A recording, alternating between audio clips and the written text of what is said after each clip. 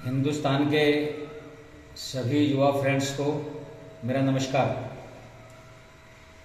मित्रों, कोई भी बच्चा जब जन्म लेता है तो एक न एक दिन भगवान की कृपा से वो युवा अवश्य होता है। युवा का मतलब है शक्ति, युवा का मतलब है प्रेरणा, युवा का मतलब है धैर्य, युवा का मतलब है प्रगति, युवा का मतलब है ऊर्जा, युवा का मतलब है सकारात्मक सोच, युवा का मतलब है राष्ट्रभक्ति, युवा का मतलब है माता पिता का भक्त, युवा का मतलब है अनुशासित, युवा का मतलब है मर्यादित, युवा का मतलब है सही दिशा पर चलना। इसलिए मैं आपको इसलिए युवा का ठीक अर्थ बता रहा हूँ क्योंकि मैं राजनीतिक व्यक्ति नहीं हूँ। राजनीतिक व्यक्ति गद्दी तक पहुंचना चाहता है, पार्लियामेंट तक पहुंचना चाहता है। मेरी तो ये इच्छा ही नहीं है और मैं ईश्वर से प्रार्थना करता हूं कि मैं कभी राजनीति में ना हूं। लेकिन इसका अर्थ ये नहीं है कि राजनीति बुरी चीज है। हमने से कुछ लोगों ने बुरी बनाने का प्रयास किया है। क्योंकि राजनीति नहीं होगी तो राज नहीं चलेगा। राजनीति का अर्थ है देश का कल्याण करना, समाज का कल्याण करना, उस देश के रहने वाले नागरिकों की सुख सुविधा, संपन्नता, समृद्धि और चरित्र का निर्माण करना, ना कि उन्हें धोखा देकर, उन्हें विश्वासघात करके, उनके साथ छल करके वोट लेकर सत्ता तक पहुंच जाना। मैं केवल आप सभी युवाओं से एक निवेदन करना चाहता हूं, जरा ठंडे दिमाग से कमरा बंद करके थोड़ी देर के लिए एकांत में बैठिए और सोचिए।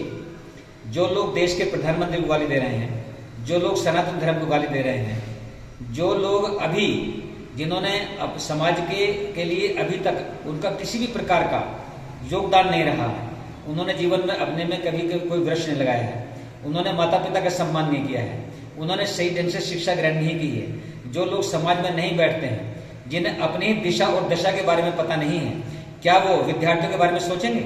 नहीं सोचेंगे। इसलिए आप जिस तरह से परिश्रम करके पढ़ रहे हैं, मेहनत कर रहे हैं, रात दिन जब लोग सोते हैं तो तब आप पूरी रात पढ़ते हैं, तो उस पढ़ाई को कभी बेकार मत जाने दीजिएगा।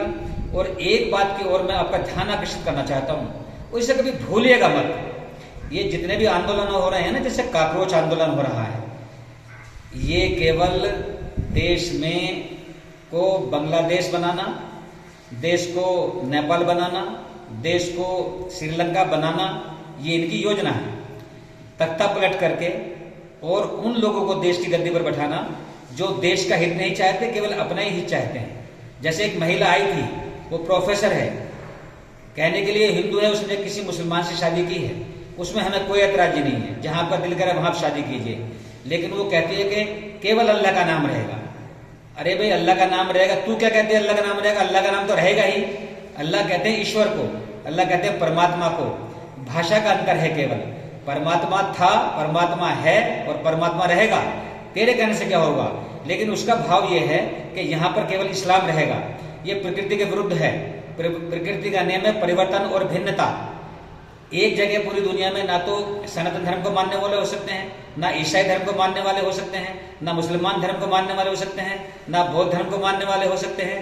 इसलिए यह प्रकृति का नियम ही नहीं है, क्योंकि परिवर्तन होता रहता है, भिन्नता होती रहती है, किसी की संख्या कभी बढ़ जाती है, कभी घट जाती है। लेकिन जो व्यक्ति का धर्म है वो अपने राष्ट्र का निर्माण करना, अपने चरित्र का निर्माण करना, युवा पीढ़ी को सही दिशा देना, ये प्रोफेसर का काम है। वो उसने प्रोफेसर लाइन को भी कलंकित किया है, नारी जाति को भी कलंकित किया है, जो सदैव आदरणीय है। इसलिए मैं आपसे प्रार्थना करता हूं और सावधान रहिए। इनका कोई उद्देश्य नहीं, केवल एकमात्र उद्देश्य तख्ता पलट करके सत्ता पर हासिल होना। ये किसी युवा का भला नहीं करेंगे।